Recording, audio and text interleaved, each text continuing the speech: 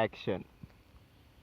Assalamualaikum warahmatullahi wabarakatuh. Waalaikumsalam warahmatullahi wabarakatuh. Kembali lagi teman-teman bersama saya Andi Wiono di podcast kali ini kita rolling action. Di sini saya tetap main di depan kamera dan di sini kameramen sekarang tampil. Halo, Halo. nama saya Kenalkan. Gama Arisandi. Wih. Salam kenal. Ya. Rumahnya mana, Mas? Rumahnya Sidoarjo. Oh, Sidoarjo saja ya. Sidoarjo saja. Kali ini baru pertemuan pertama dengan Mas Gama. Enaknya kita bahas apa ini? Enaknya Mas Gama mau bahas apa? Jangan Mas lah, kurang akrab. Oh, gimana? Bro lah, Ya. atau sob atau gimana? Oke. Terserah, jangan Mas. Oke, Mas Sob. Gimana mau bahas apa? Bahas apa? Yang agak enteng tapi agak serius gitu ya. Kaya nih bahas sastra ku enak ya situasi nih kayak gini. Kita lagi di sungai. Bantaran sungai. Iya. Nuansanya alam sekali. Sejuk juga.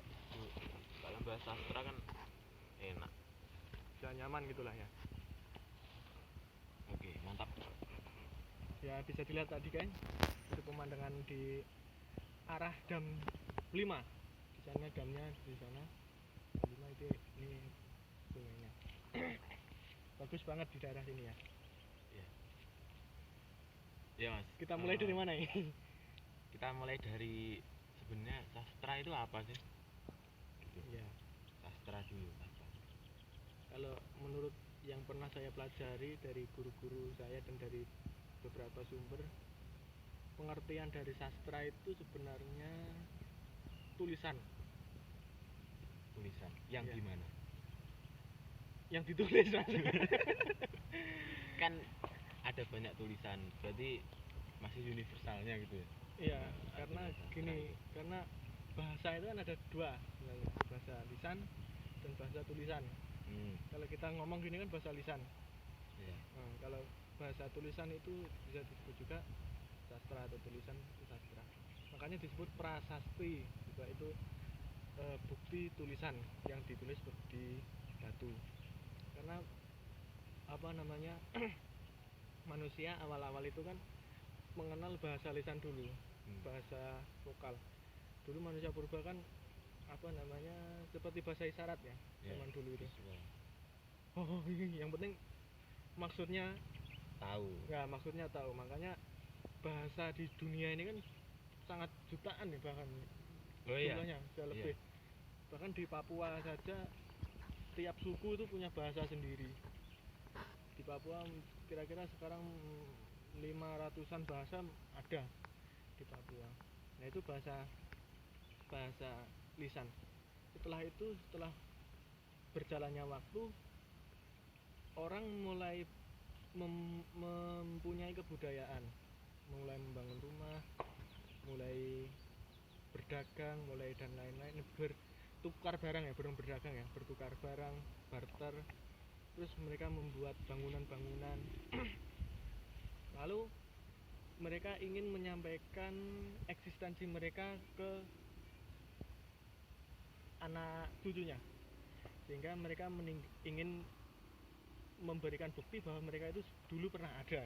Iya. Makanya mereka abadikan kata-kata mereka lewat Tulisan. huruf, lewat simbol atau apapun. Makanya huruf itu juga termasuk simbol, termasuk Iya.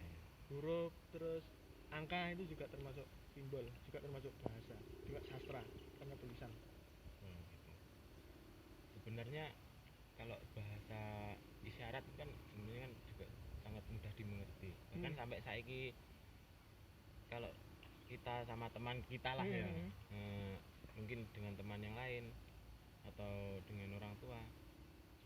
Contoh kalau kita ambil rokok ya kan, kita nggak bawa korek, nah, kan langsung gini-gini aja kan mereka kan sudah tahu. Iya, gini juga pasti rokok. Iya, ya. gitu lah. Gini makan, gini minum, gini tidur. Ya. Karena bahasa paling tua ya. Bahasa paling tua. Bahasa paling tua, makanya Dan sangat mudah dipahami. universal sekali. Universal. Seluruh suku bangsa tahu. Ya, juga bermanfaat bagi orang yang tidak bisa mendengar juga. Iya, bagi sahabat-sahabat kita tunarungu yang yang tuli atau dan Nawicara.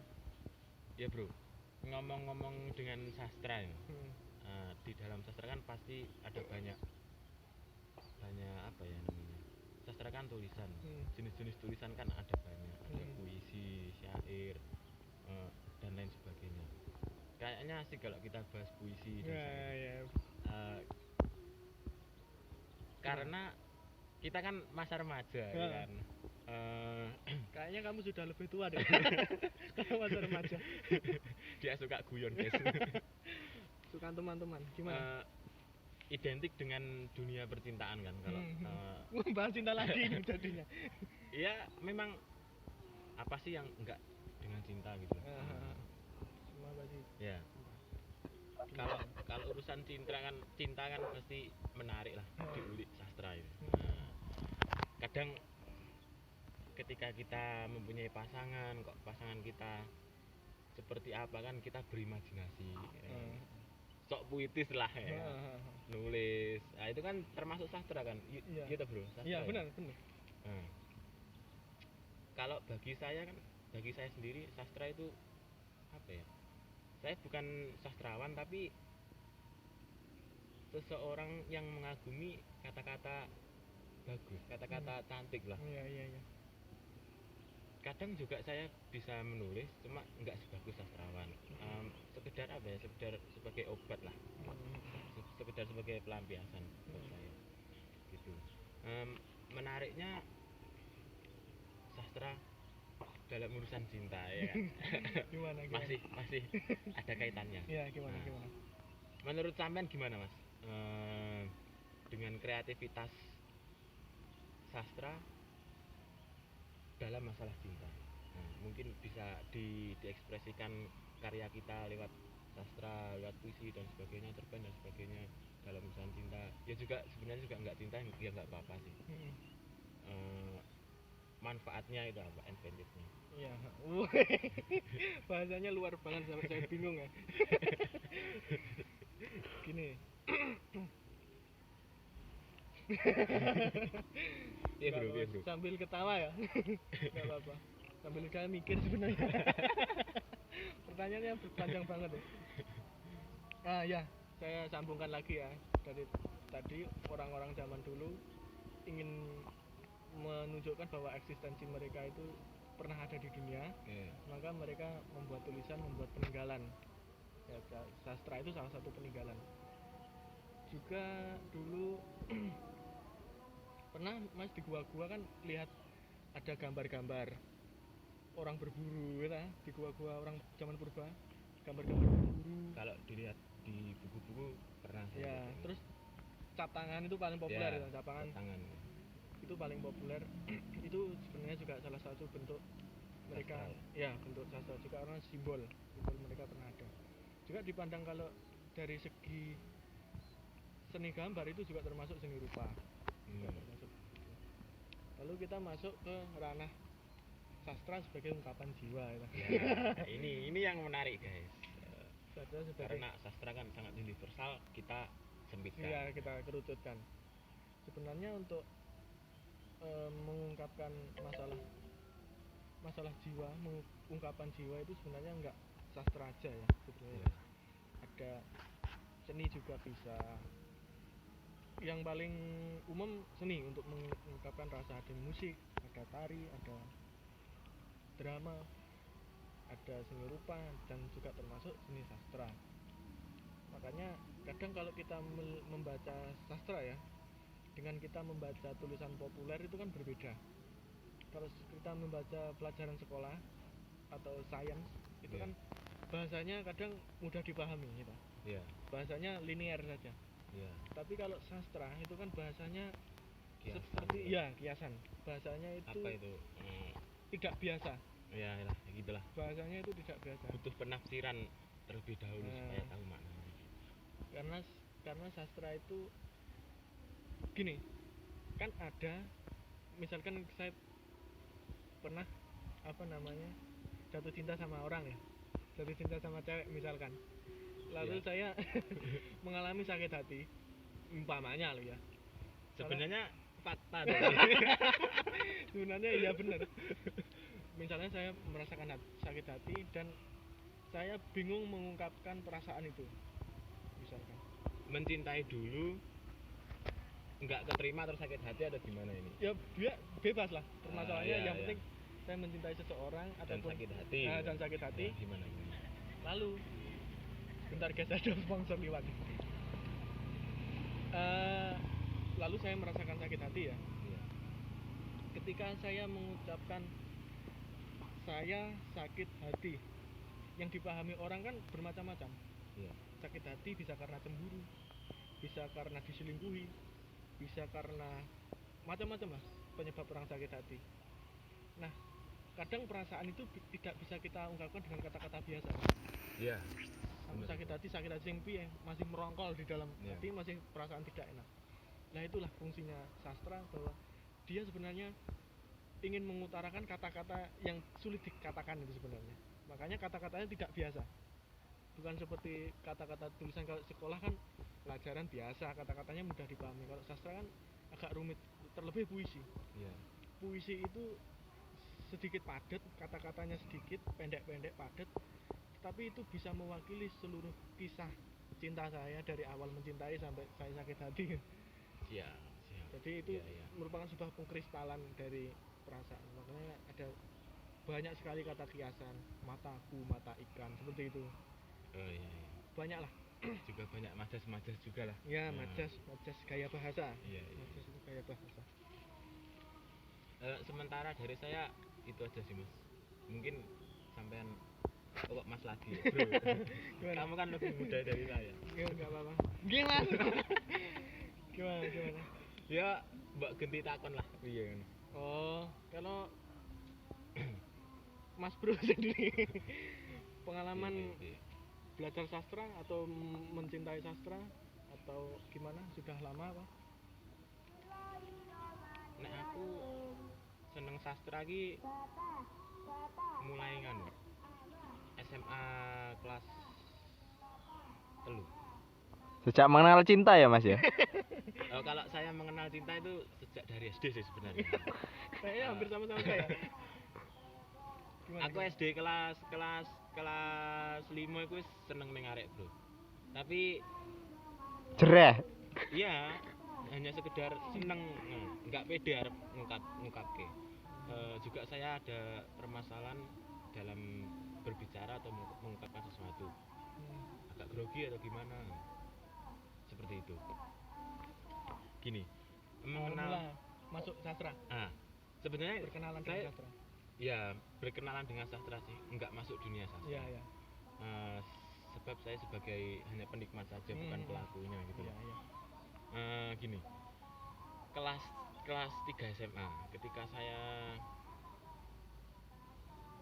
mencintai seseorang wanita, ya kan? Apa tuh?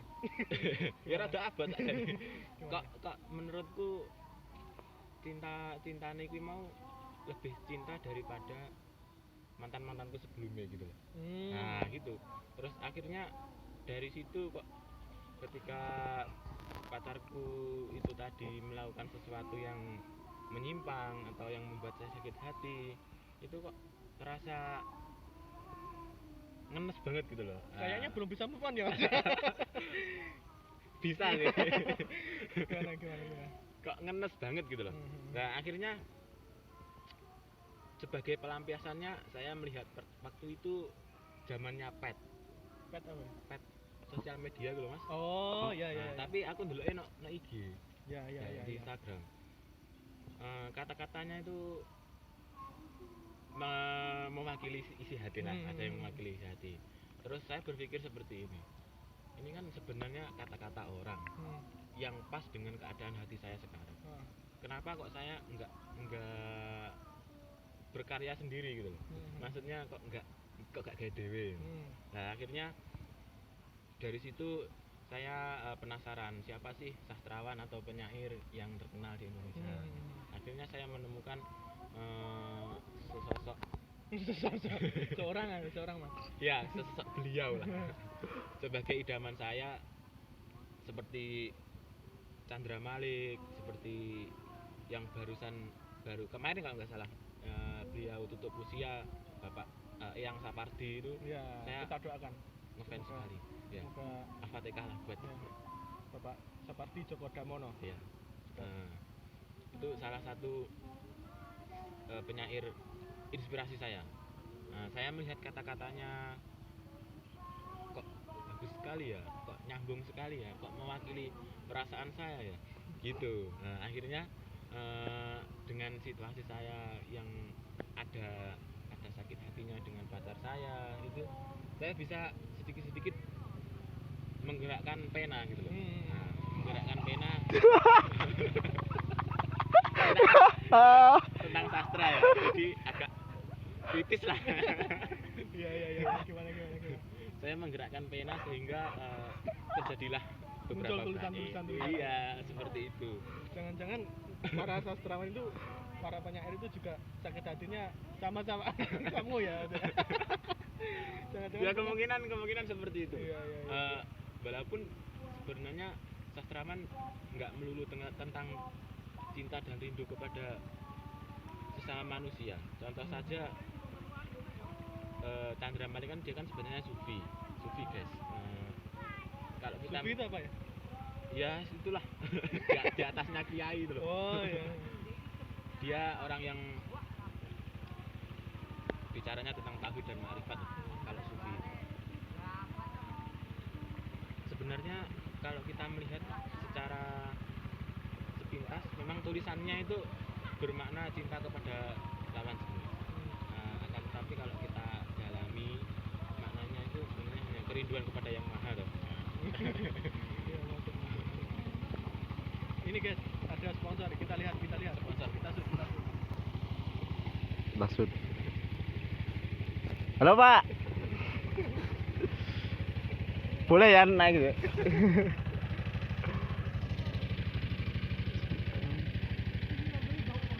Kita lanjut, Mas. Aja ya. Oh iya. Aparat pemerintah dan BIMO kreatif juga membuat salah satu sarana umum menjadi tempat wisata seperti yang barusan kita lihat tadi. Luar biasa. Luar biasa. Kembali lagi, walaupun syairnya sepintas kita lihat sebagai yang ditujukan kepada lawan jenis, ternyata kalau kita dalami bukan. Nah, dari itu kok saya semakin ada ketertarikan gitu loh. Wah, ternyata di dalam dunia sastra yang lebih spesifiknya puisi gitu, kita bisa mengekspresikan yang tidak bisa kita ekspresikan, tidak bisa kita ungkapkan. Seperti itu contohnya. Nah, jadi kesimpulannya saya mulai mengenal sastra itu, mulai suka dengan sastra khususnya puisi, kata-kata indah lah. Itu kelas 3 SMA waktu sik bucin-bucin ini. Tapi hampir mati ya Mas ya. Enggak lah, Bang. Yang mana? Yang mati yang mana ya? Enggak lah. Enggak hampir mati ya. Enggak. Kalau saya Enggak sampean penyair idaman saya siapa? W.S. Rendra, almarhum. Almarhum W.S. Rendra. Itu paling utama ya. Ya kalau menurut saya W.S. Rendra kan sebenarnya pentolan para penyair. Iya. Ya. Pentolan. Juga dia kan pelaku teater juga. Iya. Teater Dunia sastra itu memang sangat menarik gitu. Iya. Teaternya itu setelah beliau jadi penyair dulu sebenarnya. Oh, penyair dulu terus teater. Iya, sebenarnya penyair dulu. Karena begini ya. Penyair itu atau seorang pembuat puisi, bahasa Inggrisnya apa? Author ya. Puisi. Itulah. Puisi itu Yes. poetry Ya. itu. Poetry. Karena seni sastra syair atau pembuat puisi itu adalah seniman yang bisa bergerak sendiri. Dia bisa berkarya dengan dirinya sendiri, bisa di kamar, bisa di pinggir sungai seperti kita ini, bisa di Sukses. di masjid juga bisa, dimanapun dia bisa menulis dan bisa membuat karya. Nah, karena karyanya dia secara mandiri itu terkenal, maka karya-karyanya kan diminati banyak orang. Iya. Dan banyak orang yang ingin belajar kepadanya. Akhirnya dia mendirikan perkumpulan teater itu. bengkel teater Indra. Awalnya kan juga nulis naskah juga, seorang pembuat puisi kan biasanya juga nulis naskah, bikin cerpen. Kayak penulis-penulis kan banyak karyanya. Lalu beberapa karya yang puisi itu dirubah ke bentuk cerpen ada. Terus ada diteaterkan. ya ada prosa liris. Prosa liris itu prosa yang kata-katanya puitis. Prosa itu kan Prosa naskah apa tadi? liris. Liris. Prosa liris itu prosa yang kata-katanya seperti puisi, kata-katanya indah. Prosa itu kan sejenis kayak cerpen gitu, tapi kata-katanya indah. Oke. Berarti kalau melihat dari situ ada keterkaitannya ya sastra sama dunia seni itu. Ya memang sastra itu juga termasuk dalam 5 cabang seni. Oh gitu ya. 5 cabang Ya aku mungkin pas pelajaran seni bolos rek. seni itu kan ada 5 kalau menurut pencabangannya ya. Ada seni tari, musik, rupa, teater, dan sastra. Karena kelima-limanya ini bisa mengungkapkan jiwa. Apalagi gini mas, saya tambahkan lagi ya. Kalau misalkan kita puisi, ada sebuah puisi bagus, judulnya misalkan Perlawanan 45 ya. Iya. Puisinya bagus sekali. Itu akan lebih bagus jika dibaca dengan orang yang tepat, kan begitu? Oh ya. Ya, dengan orang yang punya karakter semangat 45, orang yang punya jiwa-jiwa yang membara ketika membaca itu puisi tidak hanya sekedar tulisan, akan tetapi puisi itu hidup mewakili kehidupan kita. Nah, lebih hidup lagi kalau dia memakai kostum yang tepat, dia memakai pencahayaan yang tepat, memakai seni rupa yang tepat, dan di situ kan masuk ada seni acting juga yang awalnya hanya seni sastra tulisan dibacakan sehingga menjadi seni pertunjukan. Di sana masuk seni lighting juga masuk, terus seni rupa pakaian, kostum, make up juga masuk, terus seni gerak tubuh, teatrikal, gerak tari juga masuk. Iringannya pun kan juga menopang sebuah penampilan sehingga ketika dibaca saja sudah bagus, apalagi ketika ditampilkan semakin terasa di sini. Oh, ada suatu energi. Ketika orang juga puisi atau cerita atau lakon tentang kisah sedih misalnya, orang yang nonton bisa menjadi sangat sedih. Makanya juga ada kan novel-novel yang dibuat film, itu contohnya. Novel-novel banyak dibuat film. Iya. Dilan lah sama-sama. Dilan, terus Dilanda kemiskinan. yang di pabrik nganu itu apa? Pabrik semen. Rangsoan masih nggak maksud. Itu yang nyanyi Laskar Pelangi. Ya, Laskar Pelangi. Itu juga dari novel. Dari novel. Sudah. Tenggelamnya kapal Van der Wijk kayak itu juga. Lanjut. Itu kan kayak pengaplikasian dari sebuah karya sastra menjadi sebuah karya seni lainnya. Kalau ngomong-ngomong apa ya, ngomong-ngomong gimana sih trik lah atau teknik trik, terus biasanya kan kalau kita mengungkapkan perasaan kan sangat sulit. Lewat puisi pun, lewat menulis pun kadang suka masih bingung gitu. Gimana kata-kata yang pas itu, cara menulis puisi itu gimana sih? Cara menulis karya sastra yang khususnya puisi gimana mas, gimana Menulisnya bro, iya bro. Nah, idenya gitu biar, maksudnya idenya gimana? ya kayak kadang kan seperti saya dulu ketika pertama menulis puisi juga sangat sulit untuk mengaplikasikan atau mencurahkan dalam coretan kan sangat sulit Pak. Nah, tapi akhirnya lama kelamaan bisa. Nah itu sebagai sampean kan, aku yakin lek sampean pasti ya sering buat puisi lah. Bukannya kebalik, sampean yang sering kok malah tanya saya. Itu gimana caranya itu loh? Kalau menurut saya sih ya hampir sama dengan seni-seni yang lain ya. Karena saya lahirnya dari seni musik dan tari. Menurut saya sama. Seperti kalau kita main lakon ya, main teater atau main film, yang penting acting itu kan misalkan kita adegannya ketika apa ya, misalkan ditindas seseorang, Iya. kita melawan, Hmm. itu kan otomatis kita marah kan. Iya. Nah, ketika mengungkapkan marah kan tidak harus pakai kata-kata, Mas. Ekspresi. Ya, lewat ekspresi kan bisa. Karena misalnya teman mau nantang saya berantem misalnya, saya kan nggak harus ngomong aku marah, kan nggak harus begitu. Iya. Kan dengan wajah saja, dengan mendelik atau gimana kan sudah mewakili ekspresi marah itu. Makanya kalau kalau puisi sebenarnya tidak harus linear kata-kata yang kita ucapkan bahwa aku mencintaimu atau aku rindu padamu, itu biasa.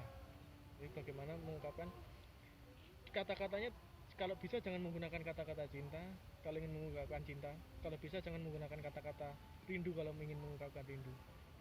Puitis ini puitis ini. Sama seperti marah, Anda marah nggak usah ngomong kalau Anda marah, ekspresi Anda marah Iya. sudah kelihatan. Bagaimana menggunakan kata-kata cinta itu tapi tidak menggunakan kata cinta. Ono ya? Iya. Dengan kata-kata yang lain. Ngelak aku. Kalau dalam itulah sulitnya bahasa tulis, Mas. Kalau bahasa verbal kan kalau saya misalnya jatuh cinta sama cewek ya, kan saya nggak harus mengungkapkan dulu, tapi dari sorot mata saya, dari gerak-gerik saya, dari omongan saya, tingkah laku saya, kan saya bisa mengungkapkan secara halus bahwa saya sebenarnya mencintai dia. Secara itu saya lakukan terus menerus sampai di suatu saat ketika momen yang tepat saya mengungkapkan cinta, itu ada energi tersendiri. Sama seperti itu tadi. Ada klimaksnya, ada puncaknya. Seperti di puisi juga begitu. Awalnya seperti mengantarkan, di akhir ada puncaknya. Itu luar biasa. Guys, podcast kita kali ini ada Sponsornya. ya bukan endorse sih. Ini udah galak coy. Cat Galak. siwalan. Nah, ini bukan minuman keras, hanya saja Minuman lembut nih. minuman lembut. Sekedar pemanis. Iya. Gak janjinya ya. Buat ngirit makan ya aja. Ngombe sing legi-legi awet bareng yo. Karena dananya minim guys. Mungkin kameramen Ngepres. enak sing ditekokke ora. Terkait sastra ya. Ya. Ini kan sastra adalah ungkapan yang berkebalikan gitu loh. Ya, hampir begitulah apa yang tidak bisa kita ungkapkan. Nah, ini kebanyakan yang dilakukan adalah cewek itu. Cewek kan biasanya, cewek atau perempuan itu sulit banget mengungkapkan yang aslinya. Nah, saya mau tanya nih, apa sebenarnya kenapa kok sang puisi apa poetry penyair itu kok rata-rata yang terkenal cowok, kenapa kok gak cewek? Itu alasannya gimana gitu? Karena Mas aja yang belum kenal penyair cewek. Sepertinya ini ada alasannya. ini sepertinya menarik gitu yang akan kita ungkap ke depannya gitu. Bapak mau diungkap di sini atau diungkap podcast selanjutnya? Sini aja. Oh, sini aja, langsung aja. Oke. Masih berapa menit, Mas? Masih 28 menit. Oh, enggak apa-apa, las aja. Ya oke. Loske. Gimana? Jawab dulu, Mas. Aku sih iki. Nah, Ngopo kok penyair ki Rata- akeh Laki. lanang. Padahal zaman sekarang atau zaman dulu yang gak bisa ngomong terus terang itu cewek. Gini sih. Lek menurutku siapapun penyairnya, laki atau cowok itu juga bisa. laki atau cowok sama aja. Laki atau perempuan itu juga bisa. Enggak ada salahnya sih, enggak ada kayak harus cewek, harus cowok, itu enggak ada pakemnya.